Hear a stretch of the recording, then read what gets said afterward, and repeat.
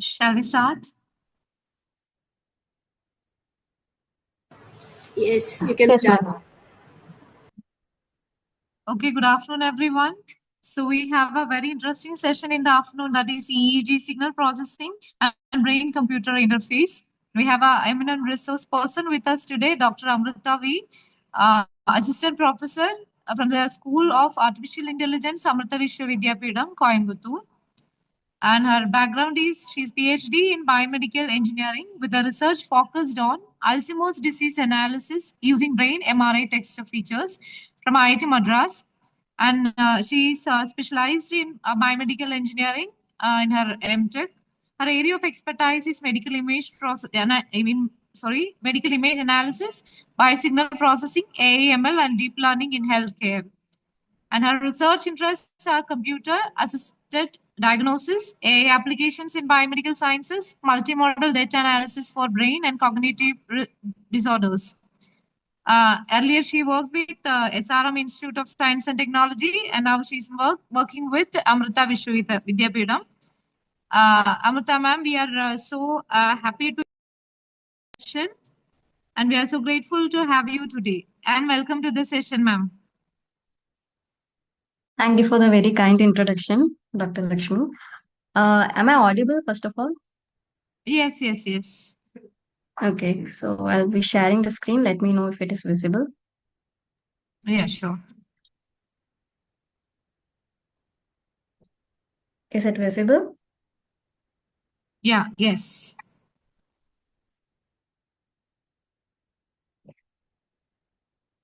Just a second.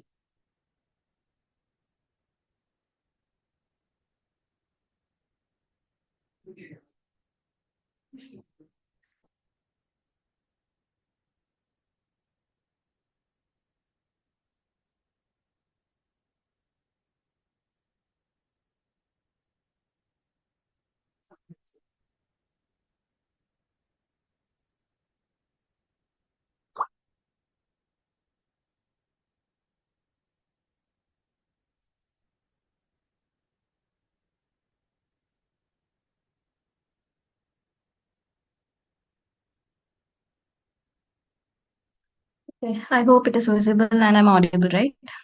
Yes, yes, yes. You may continue, Okay. please. Yes. Good afternoon, everyone. So first of all, thank you for inviting me to discuss an interesting topic with all of you. So our topic is Introduction to EEG and Brain-Computer Interface. So let us start from the beginning with some quick tour about human brain. So some interesting facts about the brain before we delve into the subject itself, and a little bit of anatomy in the beginning, so that you are familiar with the terminologies used. If some people are from other background also. So that's the human brain which you see on the left side. So it occupies roughly only 2% of the total human body weight, but it consumes or it requires almost 20% of your blood flow. And as we know that the smallest functional unit of your brain is neurons, it contains approximately 100 billion neurons within that compact space. And of course, it's approximately 1.5 to 1.6 kilogram per person. And larger brain doesn't mean that it's smarter. The connectivity and the strength of the connectivity determines that. And what else? Like fingerprints, no two brains are exactly alike because each person has a distinctive folds across the brain, which you can observe. These are called the sulci and gyri. So no two brains are exactly alike. And regarding the memory capacity, there was an article which stated that it has approximately about 1024 terabytes of memory capacity in a single brain. So imagine the powerhouse and complex machinery, the brain, which we have. So all the brain have right and left hemisphere. It's divided into two hemisphere, the right and left hemisphere, which is shown in the bottom left corner of the PPT. And the large division of the brain, like we can divide the brain into three regions in general. One is cerebrum, the cerebral cortex, which is the one which we usually see. Even in the diagram on the left, it shows the cerebrum or cerebral cortex part. And this is the region which we are interested in also, because that is where we'll be focusing our recording from of EEG signals from. Then you have the brainstem. Sorry. Then you have the brainstem and cerebellum. So brainstem is the one which regulates your heartbeat, your respiration rate, etc. And cerebellum is the one which actually gives you coordination among your activities. And the thinking, what say, your interpreting the feeling, processing your senses, etc., all happens within the cerebrum part. That is the part which is in yellow in color. So we require some understanding of the lobes. These are the brain is again the cerebrum part is divided again four lobes. We require some understanding because this is an anatomical feature will be coming repeatedly in the recording of EEG and interpretation of EEG. So that's why we'll start from here. So we have the division of cerebrum. So you have frontal lobes, parietal lobe, occipital lobe, and temporal lobe. So this is shown as in the figure. This is the side view, the sagittal view of the brain. So the frontal lobe is what aids in controlling the thinking, planning, problem solving, short-term memory, etc. The parietal lobes interpret the feeling. It's also known as the sensory information region. And the occipital lobe, as the name suggests, the process the image from your eyes and then it stores in your memory. The temporal lobe process your information from the senses. You have smell, taste, sound, etc. And they also play a role in memory storage. So brain, the cerebral cortex part of the brain is generally divided into the four lobes. So why does in 1973, in his seminal work, raised a question: can observable electrical brain signals be put to work as carriers of information in people-computer communication, or for the purpose of controlling devices such as prostheses? So then emerged the concept of brain-computer interface. So it's not a very recent concept. In fact, it is there from 1970s. So, but we are able to progress more recently, especially in last 5 to 10 years, due to the advent of advancement in technologies and, of course, in the medical field also. So, he started the work of brain-computer interface in general. So let me give a very brief introduction about BCI. Again, we'll be coming in. I mean, we'll be seeing it in the upcoming slides. So brain-computer interface is nothing but it that deciphers the brain signals and translates them into commands for external technologies. So it has multiple applications for game interaction, for robotic control, emotion detection, fatigue, sleep quality analysis, clinical trials, so on and so forth. Multiple application of BCI have come into the picture till date. So this is a recent news. Like the person with ALS is a basically amyotrophic lateral sclerosis, ALS. It's a condition where the person gradually loses his ability, muscular ability, and to speak. So ultimately, towards the end stage, they can't speak. So a famous example would be Stephen Hawking. He was suffering from ALS. So recently, the UC Davis Health in USA, they are doing a BrainGate 2 clinical trial. So this subject was a part of that clinical trial. So he had an implantable brain computer interface, which basically means that the electrodes were inserted inside his skull region, and he could speak after the implantation, based on the brain computer interface provided. So there are then the other famous one, which all of us would be familiar with, would be Neuralink, the Elon Musk company, which was in the news last year because it is the first company actually to do an implantable brain computer interface in a human being. In animal, it was tested before for the first time. So there are other players coming into the market recently in the next previous 1 or 2 years. There is a Chinese state-owned new cyber neurotech which plan to implant 13 people with the brain chips in the upcoming next year. Then there is another competitor called a Synchron, which is backed by Bill Gates and Jeff Bezos. So all of them are realizing the potential of implantable BCI, and all of players are coming multiple into the picture. I couldn't find any Indian company which is foraying into this space, although there is Neuroleap and other companies which basically do the BCI for understand the emotion, etc. But implantable, we are still behind all these companies. Let us hope in future we'll catch up to them. So, what are the techniques to measure the brain signals? So, we have, based on the electrode placement, we have the classification of electrodes. So, we have the invasive method wherein the electrodes are implanted directly into the brain tissue. So you can see here in the diagram, you have brain penetrating microelectrodes, which is inserted directly into the brain. So what is the advantage of this kind of system is the signals which you acquire from the brain are quite precise. So controlling and eliciting the required response from the user is easier. But of course, it has the downside that your surgical intervention is required, ethical committee approval, FDA approval, so on and so forth. In fact, Neuralink started in 2017, but only 23 or 24 it got the, I mean 23 it got the approval for subjecting for human trials, and then the next year they did the trial. So it's a long process. So that is one of the disadvantage, but it has high spatial and temporal resolution. So spatial resolution means what is the, can we locate exactly from where the signals are originating from? So the higher we can locate, the higher the spatial resolution means. And the temporal resolution belongs to the category like when did the event exactly happen? Is it happening in milliseconds, seconds, like after 1 minute, so on and so forth. So let us say if I take an example of MRI image, I know the exactly from the which part of the brain the signal is coming. But there is no temporal resolution because you don't have any time information present inside the image. EEG comes under like it has an acceptable temporal resolution.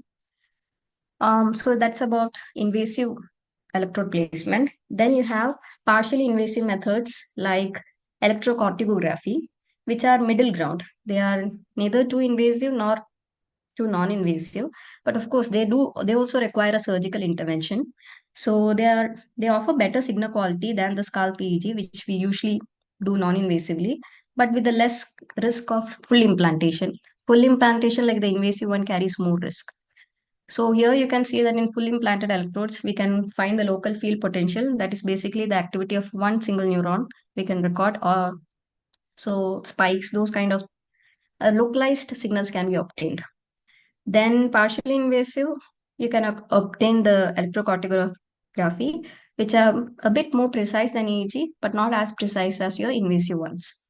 Then non-invasive you have, wherein you can see that the signals are obtained from the scalp of the brain. I mean, sorry, skull.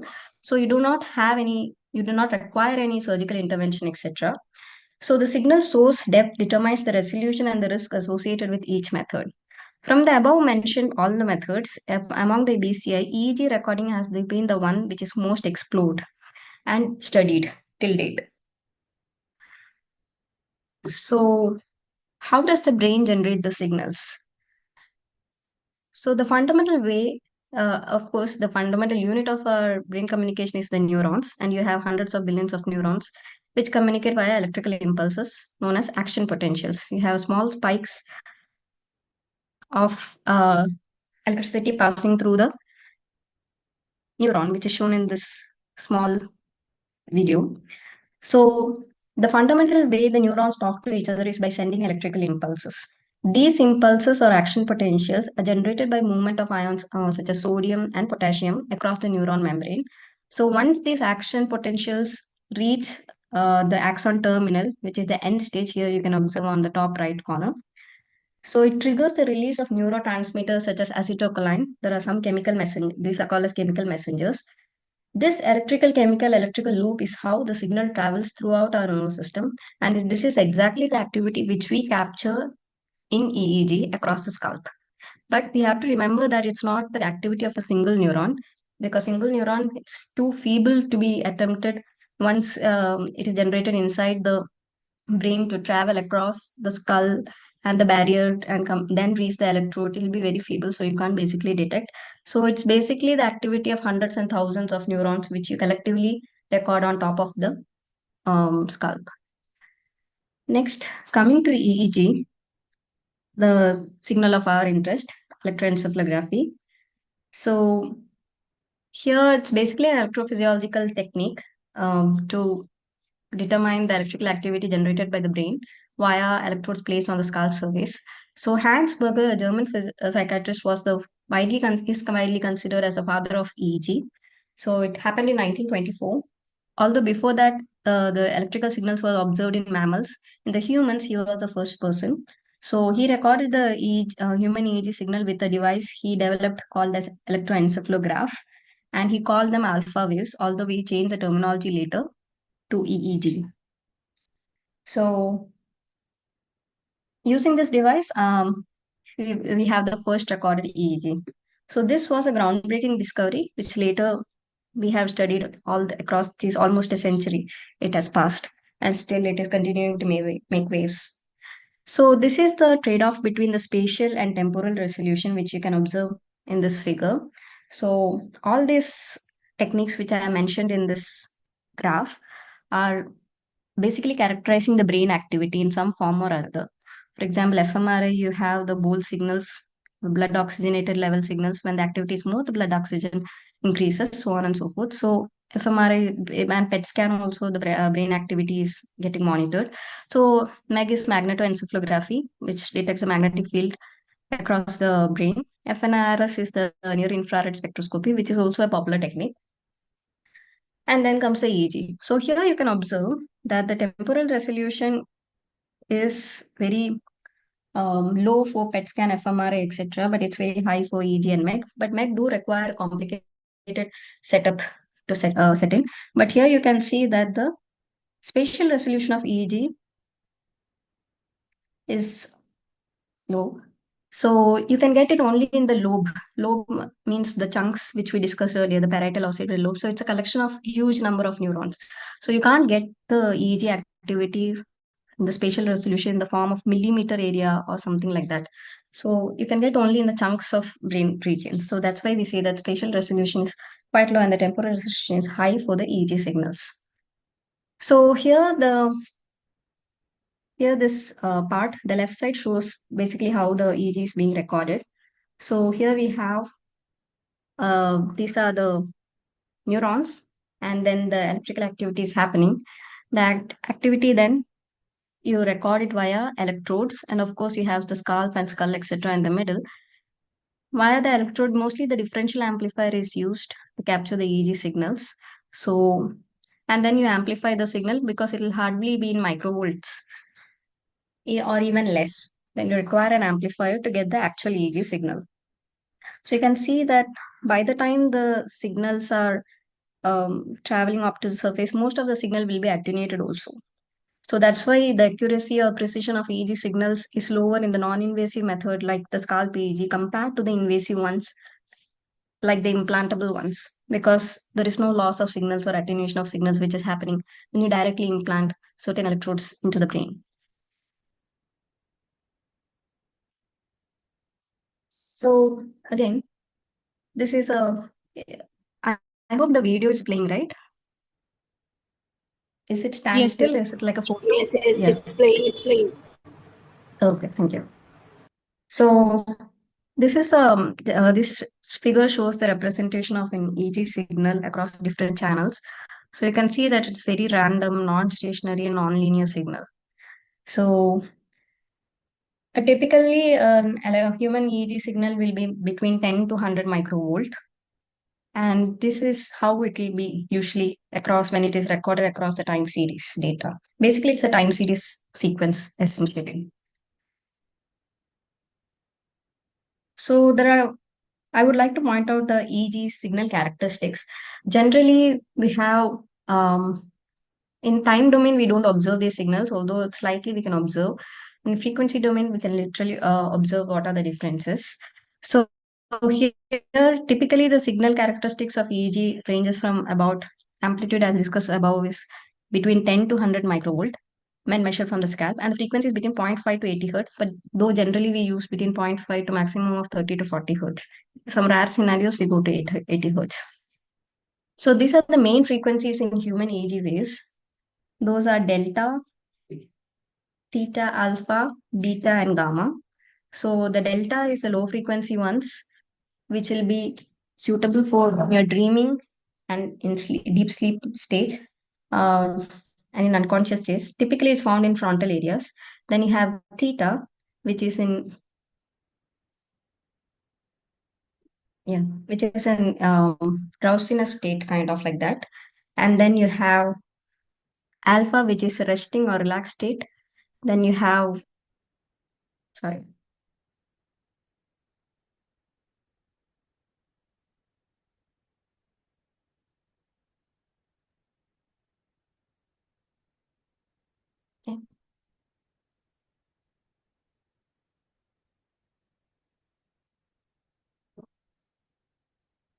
Hello. Yes, yes, Yes, miss. Hello. yes. Is you're audible? Yeah, I don't know. I'm facing some connectivity problem.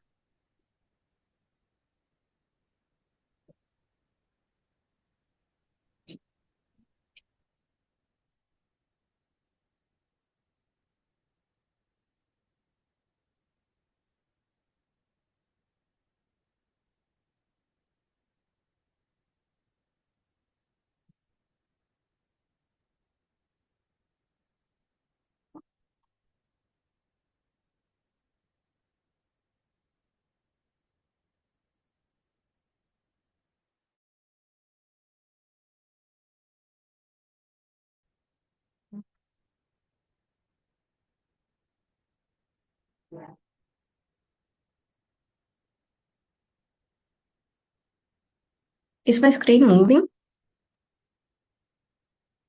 Uh, No, Not. ma'am. No.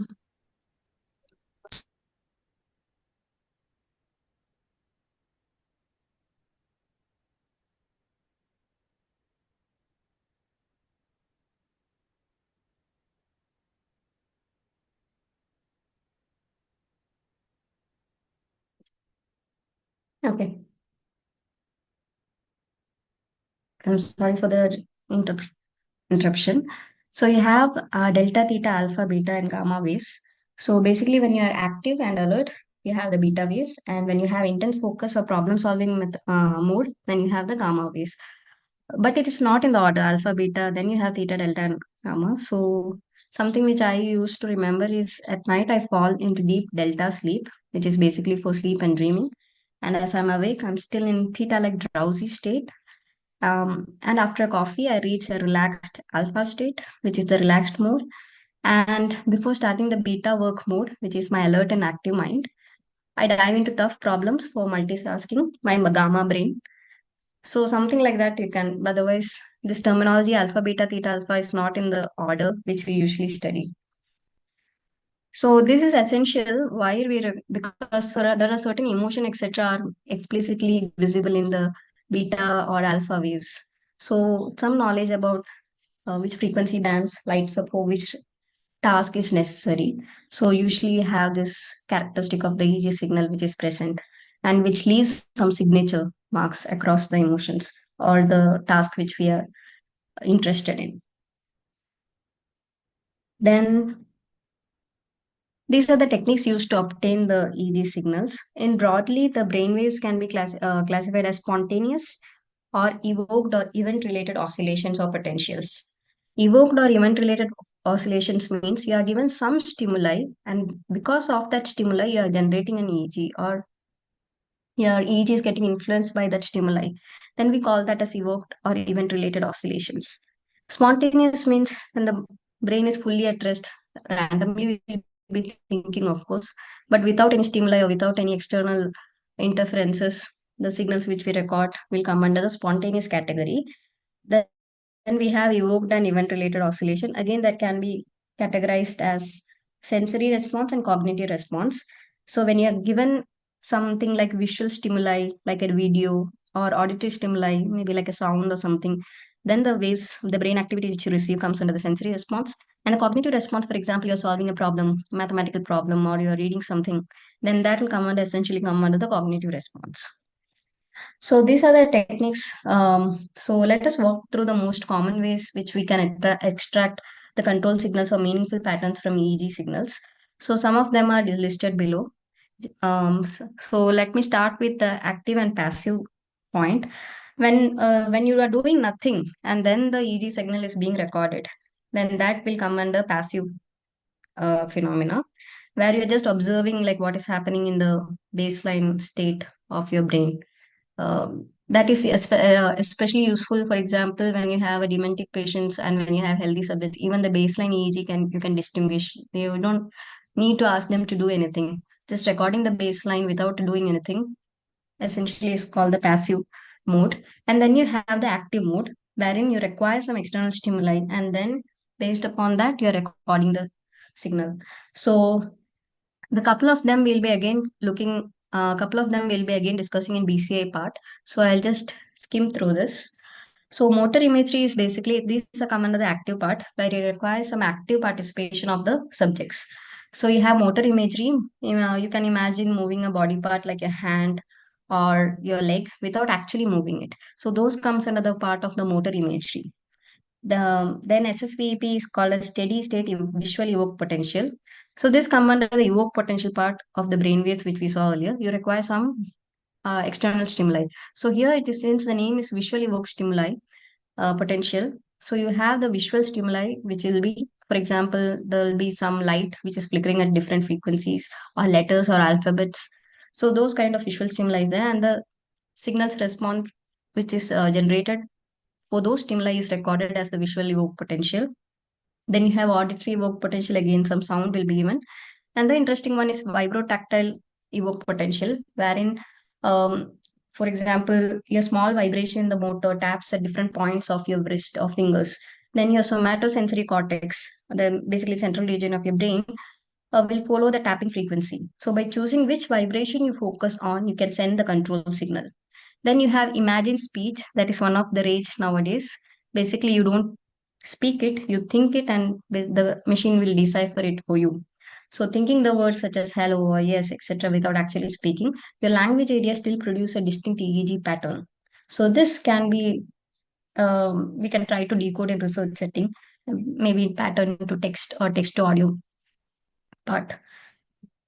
So then you have something called as error related potential. Whenever a system does something contrary to our intention, for example, let us say I want to move a cursor to the left, but what you mean is right, and your brain produces a quickly oops kind of signal, like thinking what is happening. And after maybe 50 to 100 millisecond after the wrong action, you can use that to automatically correct the mistake. So you'll have a feedback system also associated with it. So there are different techniques by which you can obtain the EEG signal. So this is a video which we'll see again in the, I hope you can see. So this is basically an EEG being captured, and all these nodes are flickering at different frequencies. So which we want, you would have tuned to that frequency. So that is the stimuli being given. Next is the commercialized devices for EEG acquisition system. So these are the, I mean, these are most of the devices which is available in the market currently for the commercialized system. So these can be classified as like the one which are high-end research grade systems, which will have high number of electrodes, and they will be mostly wet electrode systems. So biosimi, etc. come under those. So here you'll have mostly 128 or 256 channel systems, and of course higher precision, higher accuracy signals will be there. Then comes, there's another category which is coming under open BCI, emotive, etc., which you can see at the lower end. So these are kind of easier to use and easier to set up kind of systems, and of course less costly. So currently we have two systems, one is emotive and open BCI. So those have lesser number of channels, etc., but those are mostly designed for laboratory kind of experiments, which we usually do, unlike the clinical ones, which requires higher precision and higher accuracy. So, and also the sampling rate also differs. For example, for brain-computer interface application, etc., 120 hertz, 128 hertz, etc., will suffice. But in the clinical terminology, if you go on, then you require higher sampling rate, 256, etc., because you should get that accurate of the results. So based on that, again, you have to choose which one will be the most optimum for your setup. Portability and form factor is also one of the other aspect which is determining this. So portability, when you see this, you can see the above brain products, biosemi, etc. You're having an EEG cap with an entire system. The whole head will be covered with electrodes. So the portability and form, and also you'll have the data acquisition system which are big. So unlike this emotive muse, etc., there will be hardly like a headband. It'll be small ones. So the portability and form factor also depends. So based on that, you have to choose it. Then another important factor is software ecosystem and licensing. So that is a crucial one. For example, there are some open source softwares. This OpenBCI is one of the open source software. So you don't need to pay for the software. Already the softwares are provided and the people can edit on it and work on it. So there is no charges further once you buy the equipment.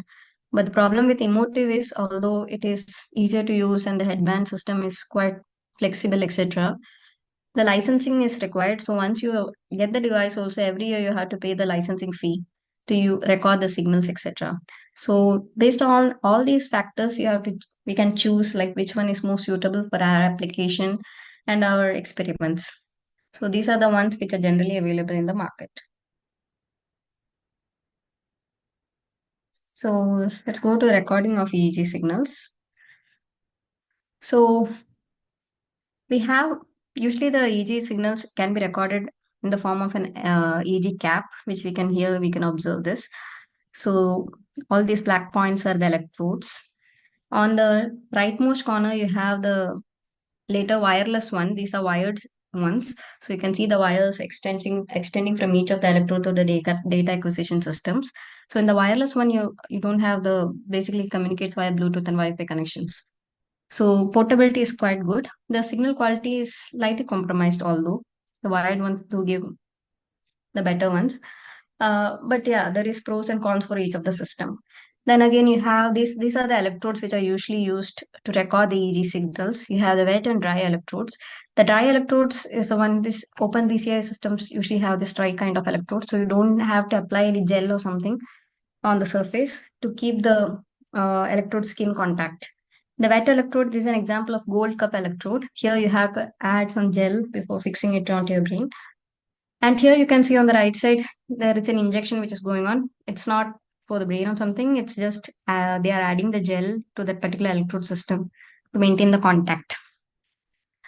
So, so we have this different systems for acquiring the EEG signals. So subsequently, after recording the EEG signals, they are processed and extracted to analyze the integral patterns in the neural activity. So once the EEG device is fitted, the brain activity can be measured at the single sensor, and the difference in amplitude between the sensors and the reference electrode is recorded as one channel. So here, if you can observe, this is the most standard one, 1020 system. It's called as 1020 system.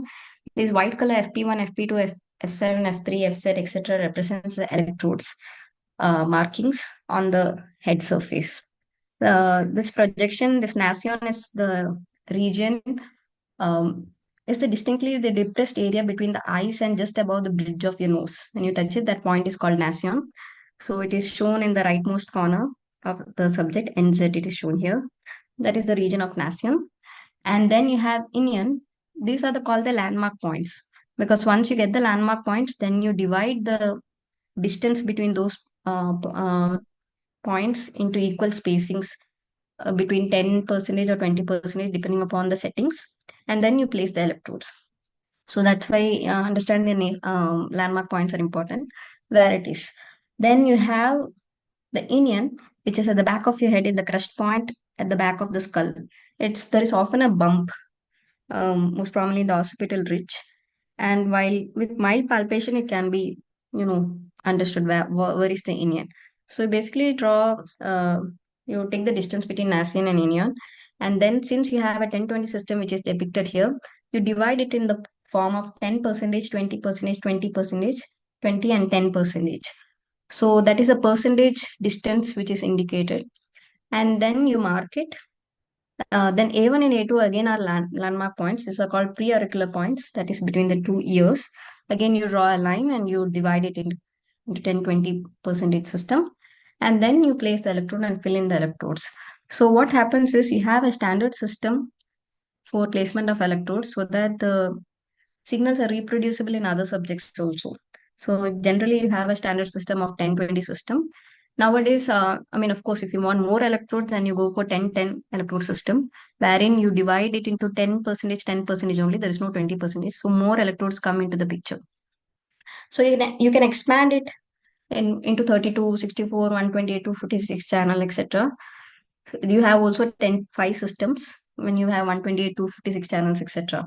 So depending upon the use case scenario, the channels you can change it. The higher the channels, the more spatially localized will the signals will be. But of course, the processing and all will be quite difficult and heavy because you'll have that many signals for each of the subject and for each of the trial. So You have to decide based on the experiment, like which one is most suitable for particular scenario. Now, coming into the noises, any physiological signals we take it, ECG, EMG, EEG, you name it, you are bound to have noises in the form of artifacts everywhere. So some are avoidable, most of them are unavoidable. So most commonly encountered noises in the EEG signals are EOG, which is electroocular potentials. Eye blinks are one of the major concern. Every time your eye blink, there will be a shift in the EEG signal. Eye movements, then blinking, even swallowing can cause some shift in the EEG signal. Even other physiological signals like your EMG and ECG can also interfere to some extent to the EEG signal. Then, of course, the other one is patient originated signals such as movement. For example, if your task is 1 hour, 2 hour, the person is not expected to stand still. There will be slight movement. So that will cause motion artifacts. Then, of course, there's another category called as technical originated. We have the power line interference, the one which in India, of course, we'll have 50 hertz because our lines AC is working at 50 hertz. So AC current is working at 50 hertz. So you have the 50 hertz impedance, power line interference into the signal. Then, of course, the cable movements when you shake too much, or broken wire contacts, too much electrode, or too much electrode paste, or too dry pieces of electrodes, low battery. All these are technical originated noises, which are to some extent avoidable. So, so this is an example showing the artifacts. So in form of physiological artifacts, you have eye blink. So here you can see that during the eye blink, there is a distinctive variation in EEG signal. And here, non-physiological technical artifact electrode poke, when the contact between the electrode and the skin surface is not quite good, or it moves, or something happens, or it just pops off, then you have this artifacts coming into the picture. So in certain scenarios, we have to have some visual understanding also of how the signal appears. Of course, patterns we can't reduce with a naked eye. You require algorithms and other things to decipher the information.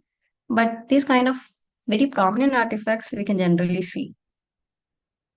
So how to reduce noise? Of course, there is an algorithmic site where you can go for ICA, independent component analysis, and other algorithms like faster FAST, ER, etc. But coming to the acquisition part, you can reduce the cable moment. Then you can verify the impedances. So this is one of the major thing. Usually, most of the acquisition system has this inbuilt. Both the emotive OpenBCA have this inbuilt. So electrode impedance can indicate how good the electrical contact is between the participant's skin and electrode. So the lower the impedance value, the better will be the quality of your signal. So generally, they will show a surface where it is showing good contact or low contact in the system. In the acquisition system, usually it is shown. It's an inbuilt because it's desirable to get good quality signals. You can shorten your recording session instead of having a very long session. Sometimes it's unavoidable. For example, in epilepsy, etc. For you in the clinical settings, you usually record for 2, 3, 4 hours, etc. But generally, for experimental or laboratory recordings, if you're doing some cognitive task or something like that, you can try to shorten your recording session. You can design the paradigms in such a way. Then shielded rooms, record it in a shielded room or away from electronic devices to minimize the electrical interference. Then task design. When you're designing the protocol, have minimized movements and muscle activities during the data collections so that, again, it's not affected. So this is the general workflow of an EEG system. So you have the EEG acquisition system, then you have pre-processing, you have artifact removal. Sometimes you have to resample it, either upsample or downsample it based upon the application. If you want too less data, then you can downsample it. If you record it at very high sampling frequency or something, or if you are using already existing data set and you want to match up to the data set, you have to resample the acquired data accordingly. Then filtering, of course. Mostly, as I mentioned before, between 0 to 50 hertz or 40 hertz is usually the one which we use. So the bandpass filtering will be required. So these are some of the pre-processing steps, and of course, sometimes detrending of the signal is also required. Sometimes you have the wandering of the signal. So all this will come under the pre-processing part. Then feature extraction. One of the most commonly used is power spectral density, and which will be extracted across the alpha, theta, delta, beta, and gamma waves, or it can be extracted through the original signal also. So then you have the training and testing, and then either if you have, then you can either classify using neural networks. Then you don't need the feature extraction, of course. And if you are not using the neural networks, then of course you have to have the feature extraction part, training and testing.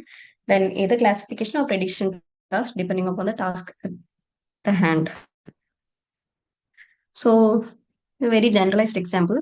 So this is an example of a seizure, a patient experiencing a seizure. So you can see that there is a crowding of EEG signals during some point. So this is the happening because of seizure. So there is high amount of activity in the EEG signals. So there are different types of seizures basically. So to classify as normal subject of focal seizures or generalized seizures or spike wave discharges, we can use such kind of systems. So BCI basically, again, which we have discussed earlier, translate the brain signal into commands which are passed to external application or appliance. Then they're mostly, we are focused mostly on non-invasive EEG based BCIs. The ones which I discussed earlier, Neuralink, Synchron, etc., focuses on implantable BCIs. So, but the one which is, you know, mostly accessible, etc., is the EEG based BCI systems, especially in the laboratory settings. So the purpose of BCI in the medical field can be distinguished into two parts. One is communication and control, and one is rehabilitation. So, but we should know that the application of BCI is not restricted to medical field alone. It has been used in entertainment for game designing, improving the subject concentration level. In fact, now the active field of research is also controlling of drones and human robots. So these are the types of EEG signals which is used in BCI. I'll come to that in the upcoming slides. So this is generally this is used for in the medical area. So potential users include all the people who are suffering from some form of neuromuscular disorders, maybe ALS or MS, MD, DMD, so on and so forth. So what are the EEG recordings of modalities? You have event-related potentials, you have SCP, sensory cortical potentials, SMRs, so on and so forth. And then you have the communication and control. Based on these recordings, you control or communicate via these systems. So either it can be game application or visual feedback or basically transferred travel thoughts, then control of external devices, speller systems, painting applications, and so on and so forth. And in rehabilitation, basically when you have motor imagery where you're imagining to move your hand or your leg, and basically you're moving your prosthetic arm. You have to train, of course. So those comes under the rehabilitation training. Then you have, yeah, so going in depth to the types of EEG signal used in BCI. So I'm going to discuss only four. Of course, there are many more, but these are majorly used for BCI applications. We have slow cortical potentials. They were extensively used in before a couple of years. Now they are not that popular. The popular ones are SMRs, Visual ERPP 300, Steady State VEP, SSVEP, so on and so forth. So let us start from the beginning. So we have slow cortical potential SCP. So basically they are very slow shifting EEG electrodes. So you can observe in this video. So very slow shifting baseline EEG. So the users are trained to generate these signals. So the negative SCP, that is negative slow cortical potential, exhibits higher excitability, and positive SCP, which reflects inhibition. So you need to have substantial training to control the SCPs to produce either positive peak or negative voltage shift. So it has to be learned. So usually a user is trained for approximately 1 to 3 months before he can generate these kind of um, signals. So The user task is to produce a sustained positive or negative reflection compared to their own baseline. So it requires longer training periods, and you require specific professionals who can train them into the system. So that is a disadvantage of SCP. Next, we have sensory motor rhythms or SMRs. So these are rhythmic oscillations over the sensory motor cortex. A sensory motor cortex is the region in the brain which controls your sensory parts, and the motor, that is the movement part. So you have two localized frequencies between 11 to 13 hertz and 15 to 18 hertz band of EEG activity. So generally they are controlled by event-related desynchronization. For example, when a user is imagining that he is moving left, or this is an example when the user is imagining he is moving left or right or up or down. So there is a decrease in power. So you can observe that in that yellow region there is a decrease in power after imagining. So it happens up to 2 seconds before the movement. You're not moving, but you're thinking of moving. So that time, this event related desynchronization happens. So this is observed in this figure. Then after imagining, when you actually move, there is actually shift back to the positive part. So that is called as event related synchronization. That is the rebound of that rhythm. That is the power increases after the movement or the imagery stops. So you can observe the signals. So this is widely used in the rehabilitation and robotic prosthetic control. Again, you have to train the subject up to some amount. Most of the BCI signal collection procedure involves some amount of training, especially in the last 1 or 2 years. The largest corpus of silent speech is for a Chinese researchers. So after meditation or after training the subjects to control their thoughts and think left or think right, let us assume that you're recording the signal for thinking left and thinking right. So instead of directly recording it, you have to train the subject up to certain amount before you can get the actual signal. Because we know that our human brain will be thinking something and all most of the time. So to get that intense focus, you require some amount of training. So even for acquiring the signals for BCI, require some amount of training, especially in the sensory motor rhythms, etc., to get actual results. And of course, this has to be repeated for each subject. At least 40 to 50 trials has to be done. And the amount of data also determines how good your system will be.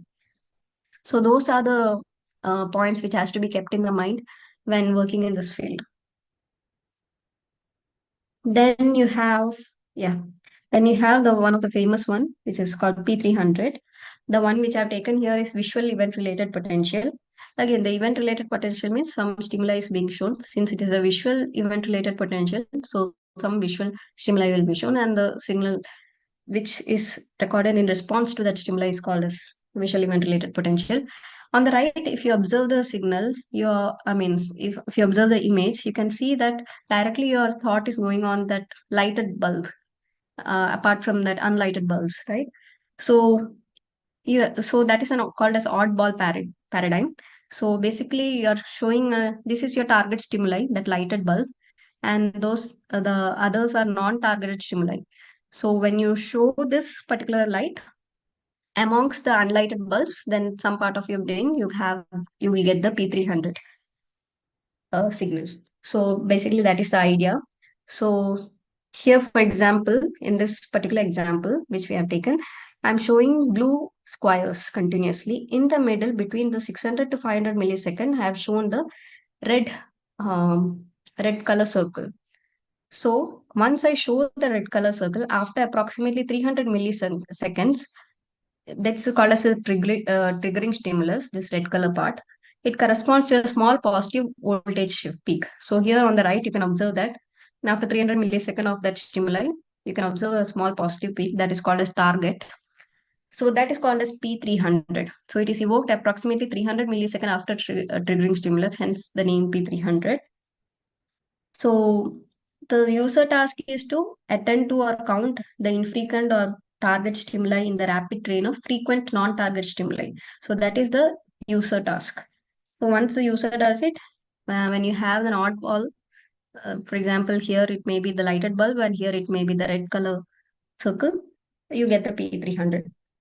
So where it is used in BCI, for example, you have spellers for the users who can't, and also one more thing, This is visual event related potential P300. You also have auditory event related potential, wherein you are given a stimuli of only sound, and suddenly the frequency of the sound changes or something, and that time this P300 again get recorded. So that will be for auditory stimuli.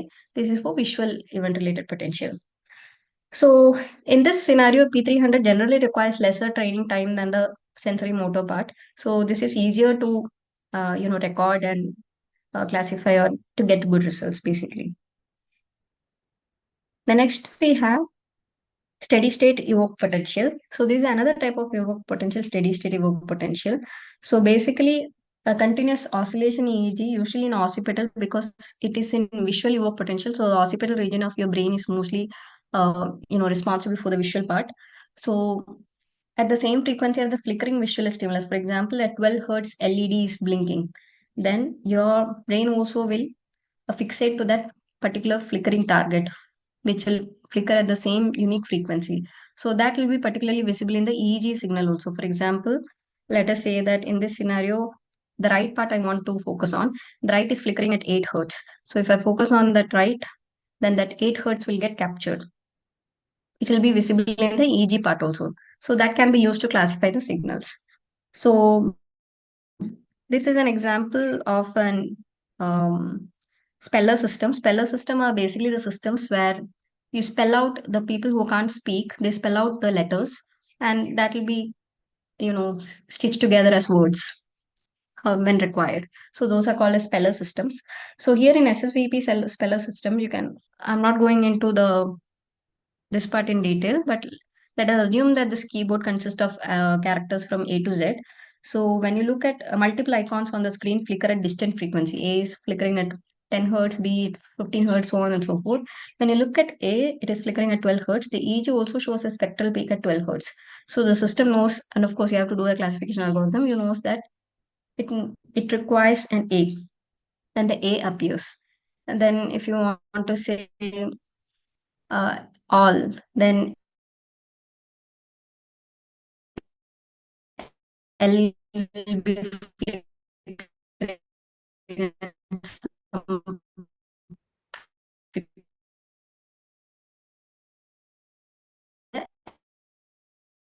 SSV. Now coming to the EEG data formats, there is a like generally you have to store your EEG in the bits format. So the data in brain imaging and data structure, it will have your equipment details, it will have the sampling frequency details, it will have what electrodes you have used details, so on and so forth when you're storing the data. But usually the EEG file formats are in the EDF format, European data format EGI or EEG lab set files, .set, .egi and .edf formats. So MNE is actually the package which is used to work with EEG signals in Python. Of course, there are other libraries also, but this is the most widely used. So these are the popular toolboxes and libraries used for EEG and BCA application. So on the right, you can observe that this is an open BCA system. So here they are shown an SSVP experiment, and of course FFT plot, the Fourier transform of the EEG signal from the frequency domain is displayed on the side. This XYZ, usually they have an accelerometer also inbuilt into that. So that's XYZ which is being shown. So yeah, so there are toolboxes in MATLAB. You have EEG lab, which is mostly used for EEG processing, field trip, BCA lab, etc. Python, you have MNE. Then there is a separate independent one called this OpenVibe. And nowadays there are many more. These are commonly used, and these are all free also in the need. So the application of EEG signal again is for diagnosis of the seizure disorders, head injury, like whether which part of your brain is getting affected, in stroke for rehabilitation, dementia for characterizing the dementia, and also for identifying it earlier. There were studies which says that the alpha frequency of your waves in the dementic patients actually differ maybe before a decade earlier when you were in healthy condition itself. So for early detection also it can aid. Then monitoring the activity during brain surgery, whether some part is getting affected or not. Research, of course, our brain is still kind of a black box to some extent, and we still decipher of our brain. Then apart from the medical part, you have virtual reality, video games, fatigue detection, brain to brain interface, driving humanoid robots, wheelchair control, limb rehabilitation after stroke, biometric, emotion recognition, etc. in the application of EEG. So some case studies which we have done in our lab. So this was one of the work which he recently presented. So this was done using OpenBCI system. So essentially it is a user identification system basically for biometric authentication. When instead of fingerprint or something, you will be using your EEG waves to let in a person into a secure system. So this system was directed at that. So OpenBCI system, this is an OpenBCI system which we're discussing later. The blue color represents the electrodes. You have Cyton, Ganglion, there are different boards. So based upon the application, you can choose your board. And this is if you're starting out, then this will be the best equipment to start off because there are ranging from 25,000 onwards. You have systems. The other systems are a bit more costlier. And of course, this has an open source software, so that is an added bonus. But the problem is this white color regions are rigid. So for some subjects, it may fit in well. For some subject, it may not fit in that well. So that will be the problem here. Anyway, so we actually augmented this collected the data, and augmented it with the existing data set for validating. So basically, the data was collected. Particularly, we focused on 6 channels, and then there was some task when we have the baseline recording when the subject was not doing anything. Then we had some logical problems, some arithmetic problems as described in the protocol of the existing database, the same thing.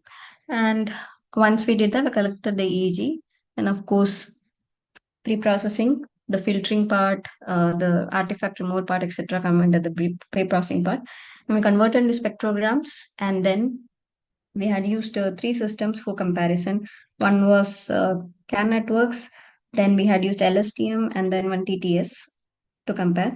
Not going to the algorithmic part, but basically the user identification was performed with this experiment. The next was emotion detection. This was also recently presented. So this was done with an existing database. So we didn't acquire any signals per se.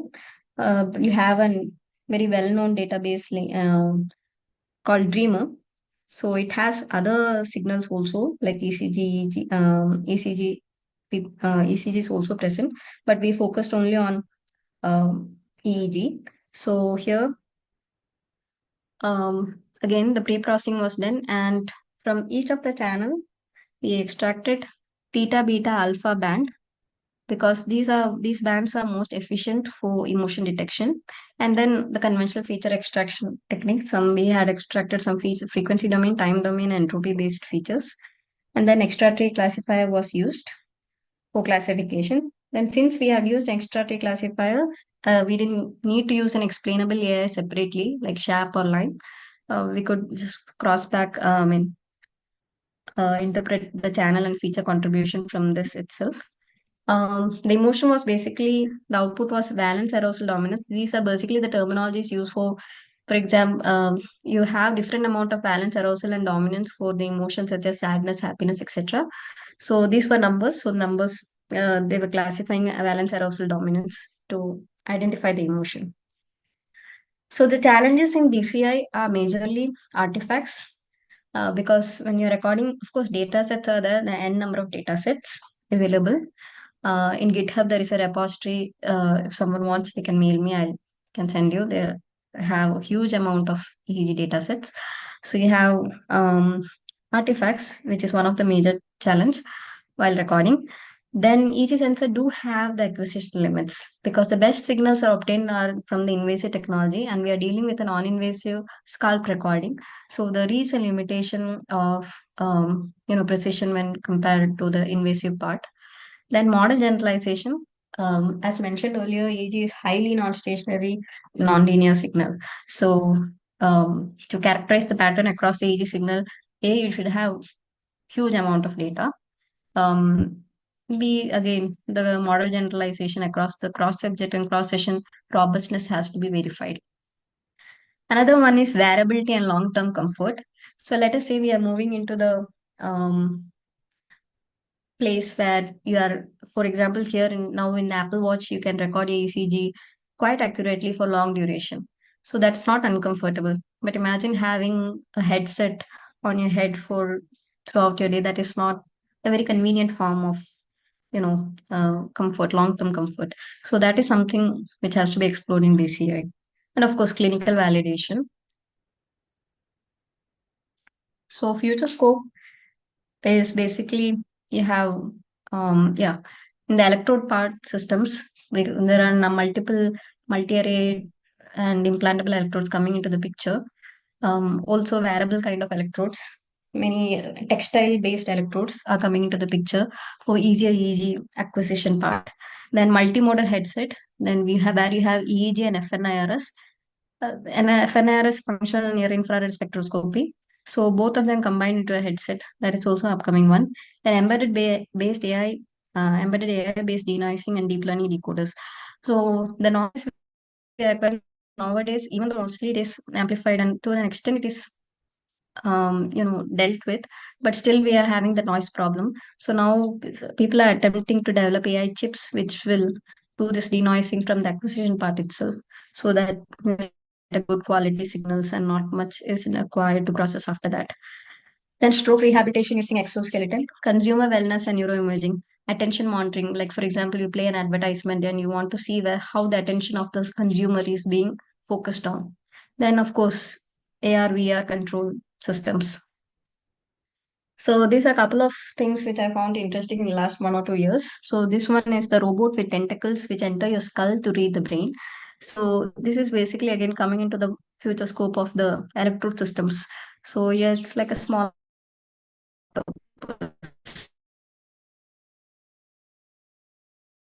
but it has shown huge potential for in future EEG acquisition system. Then we have Apple Vision Pro headset. The recent Apple Vision Pro headset can actually record the EEG signals and monitor the brain activity. So that's basically a VR headset. So they have integrated, and recently OpenAI also collaborated with them. And again, they could make a non-communicative person to communicate. So in future, we can expect more advances in this field, and also more players are coming into the picture. So these are the future scopes of the BCI systems. So these are the references which I have used. And thank you for the attention. If you have any queries, you can ask. Thank you, Amrutha. Any questions from the audience?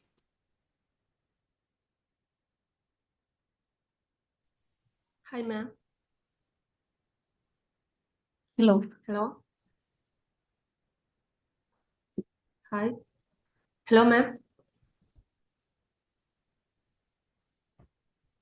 Yes, Febina, you can ask. Yeah.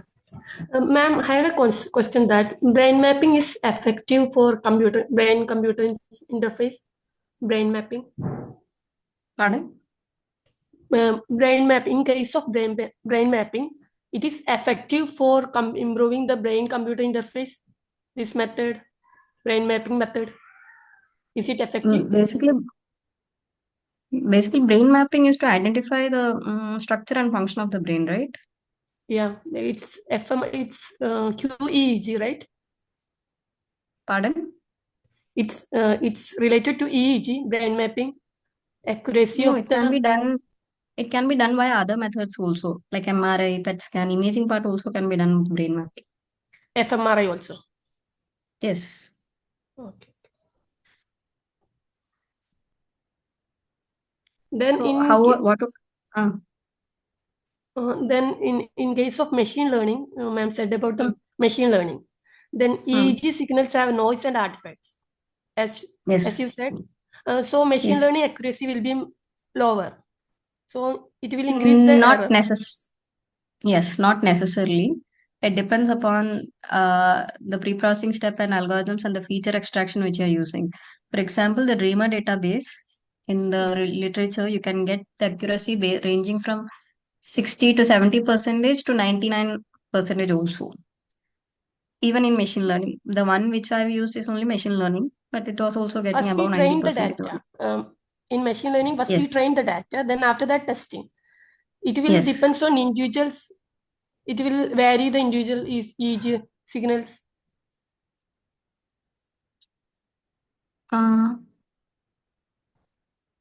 no, I didn't understand your question. Can you rephrase, please? EEG signals may be varying with individuals, right? Yes, yes. Yeah. If we are testing and we are training the Hmm. data set, then testing another EEG signals we are using. Another set of Okay. data. Then there will be a error. There will be less accuracy in that model. Oh, you are telling that it will be less accuracy, or you're asking whether it will be less accuracy? Less accuracy. Okay. See, it depends upon, again, it depends upon the algorithms you're using and what kind of features. If your features are distinctive enough, you can get good results in both training and testing. It need not be like training you'll get good result and testing you'll get bad results. But generally, the best, what I feel is that two things contribute to that. One is, of course, algorithms. Second is, of course, the amount of data. So if you are designing an experiment or something, go for maximum number of trials and repetitions so that you have huge amount of data, so that again the EEG has much of the noise and etc. So you can deal with it. Otherwise, your algorithm should be powerful enough to distinguish between the features. So I think you can, not I think, we can actually minimize the, uh, you know, test accuracy lossage in many scenarios. So it based upon the algorithms. May not be like always training will get good results and testing will get very bad result. Of course, test will have a lower accuracy than train mostly. Yeah. It is not a Because we scenario in trained EEG alone. already trained the data. Yes. Yeah. So it's not the case in EEG alone. It's generally the scenario in most of the signals. Yeah. So and answering your question, no, it's not always the case. It depends upon your algorithms and the data set which you're using. Okay. Okay. The Thank other you. thing which you can do is to populate it with either you can have generative adversarial networks, GANs, or variation encoder networks. Some you can use some form of data augmentation technique to multiply your data so that you can improve the train and test accuracy part. Okay. Thank you, ma'am.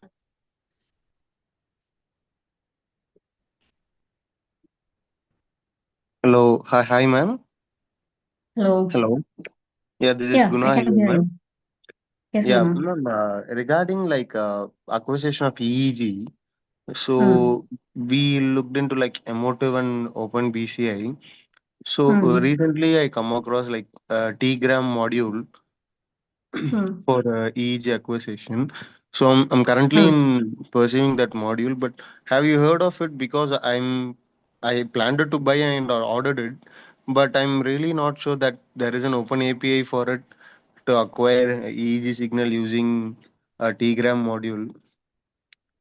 Have you ever? T-gram, I have just heard about it, but I don't have much idea about it. Okay, It's basically okay. designed for some Python, this one, right? Yeah, it's like Python one. Yeah. Yeah, I do not have much idea about that.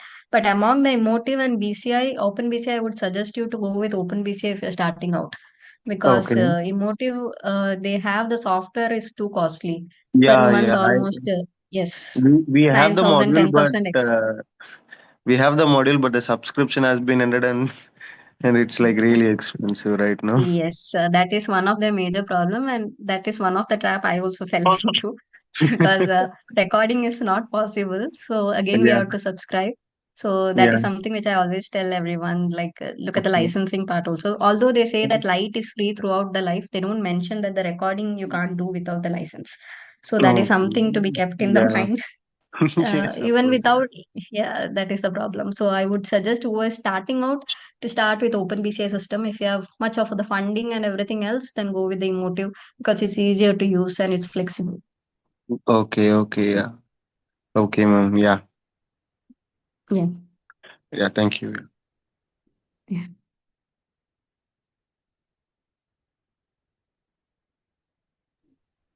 Any other questions? Participants, please.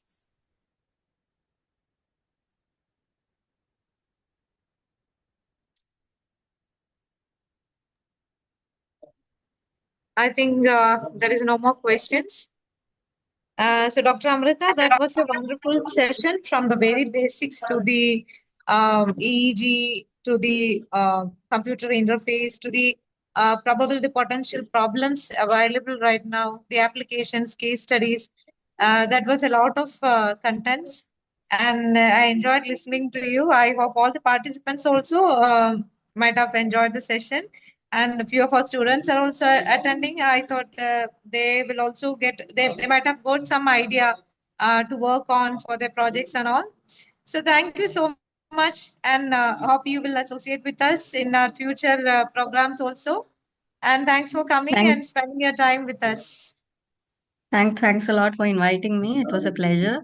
And those who wish to do any project or we can collaborate, you can drop. Or if you have any doubts, if you are still shy to ask or something, you can drop me a mail and I'll get back to you.